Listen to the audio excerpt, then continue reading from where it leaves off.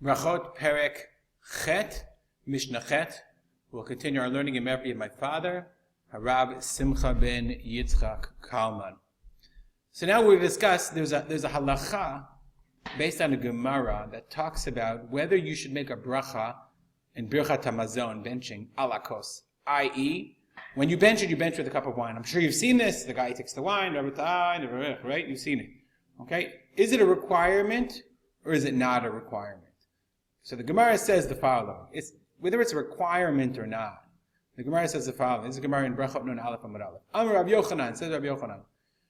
Kol ha-mevarech al kos maleh, notnim lo nachala b'li mitzarim. Anyone who makes a bracha on a full kos, on a full cup, they give him an inheritance, b'li mitzarim, unlimited inheritance. Shnei Amar, umalei birchat Hashem. If he's full, then he will have the blessing of God. Yam v'darom yerasha. Yam v'darom, south and west, Yerasha will inherit everything. Rabbi Yossi Bar Chanina Omer Zocha v'nocha shnei ulamim. He is merit and inherits two worlds, ha'olam hazeh ve'olam haba. So it's definitely worthwhile. Do you have to or not? We'll see in a second. We'll see at the end of the Shulchan Aruch what he says. But it's definitely worthwhile. What is this issue of making a bracha benching on the kos? It's the same thing that we do. The Chazal established that you should make kiddush on a kos. We do a lot of things. You marry a couple on a kos. The idea of associating the glass of wine brings a level of importance, a level of significance. Lahavdil, when you make a toast to somebody, you make a l'chaim, you make a toast to somebody with drink, with wine. So the same thing is true when we come to benching. It gives it honor, it gives the benching status, it gives it stature. L'chaim, it brings together and it brings it to a higher level of significance. It brings importance to the Berachot Hamazon. So, do you have to have a cup for Berachot Hamazon, or do you not? Says the Mishnah. It seems to be machloket Beit Shammai and Beit Hillel. Mishnah says, "Balechem balem yain lachar Hamazon ve'ein sham ela oto hakos." What if you only have one cup left and you finished your meal and you only have one cup? You only have this one cup of wine. Okay, so you don't have enough wine to drink this cup and then bench on the kos because you're going to make the bracha after. Beit Shammai says, "Mevarech al hayayin," you can drink the wine. This is a simple understanding of the Mishnah. You bless the wine, ve'achar kach mevarech al Hamazon, and then you make the bracha on Berachot Hamazon. Beit Hillel says, Mevarech al Hamazon, ve'achar kach mevarech al hayayin. So it seems to be that you would make the bracha on Berachot Hamazon, and then with the kos, and then like we do, then you make the bracha on the wine afterwards. So it would seem to indicate that Beit Shammai says you don't have to bench on a kos, and Beit Hillel says you do have to bench on a kos. The Gemara goes crazy about this. The Gemara says, what do you mean? How is it possible? How could Beit Shammai say you don't have to bench on a kos? So the Gemara ends up saying that it's a machloket tanaim. One Tana says that Beit Shammai says you don't have to have a kos, and another Tana later on says that Beit Shammai says you do have to have a kos. Nonetheless, how do we paskin? It's a machloket. Yesh Omim says Shulchan Aruch Kuf. Where is it? It's Shulchan Aruch.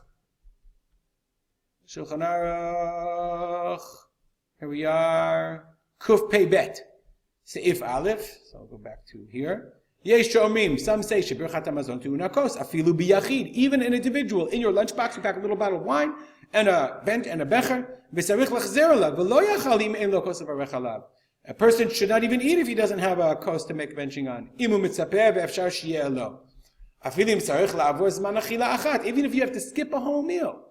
Well, the fizeh im shnayim ochlim yachad. If two people are eating together, sarich lakachat kol achad kos Berachot Hamazon. Even individuals who want to bench, they have to bench on a kos. V'yeshamim, that's the first opinion in Shulchan Aruch. V'yeshamim she'einatu nakos ela bishlosha. Only if you're having zimun and you're benching together, that requires a cup. V'yeshamim she'einatu nakos klal. Yeshamim she'einatu nakos klal. Afilu bishlosha. Some say you're not required to have a kos at all. The Rama adds, but umikol makom mitzvah mina muvcha levarech al hakos. It's a mitzvah min umimchar. It's an extra special added mitzvah to bench with a cup. And it's a wonderful minhag to have, that when you have my personal custom in our family, we bench with a zimun, then we bench with kos. Why? It just seems appropriate. The Rama says it's a mitzvah min umimchar. It's a wonderful mitzvah. Seems to add honor and stature to the benching. So it turns out that's a machloket Beit Shammai and Beit Hillel according to one opinion. And it's also a machloket whether one is required to have a kos shel bracha during benching, or it's just a good thing to do. The Mishnah concludes, Onim amen achar Yisrael hamavarech. If a Jew, if a Yisrael, an Israelite, makes benches, you say amen. Ve'en onim amen achar hakuti hamevarech ad sheyishma kol habracha. But if it's a kuti, then you don't say amen after he makes a bracha until you hear the whole bracha. Unless you hear, obviously we're talking about you heard the end of the bracha. Right, but the kuti, if you heard that part, you don't. Why? As you recall, we've learned before about kutim, that kutim were gerei arayot. They were the progenitors of the Shomronim today. They were converted by force because they were being eaten by lions.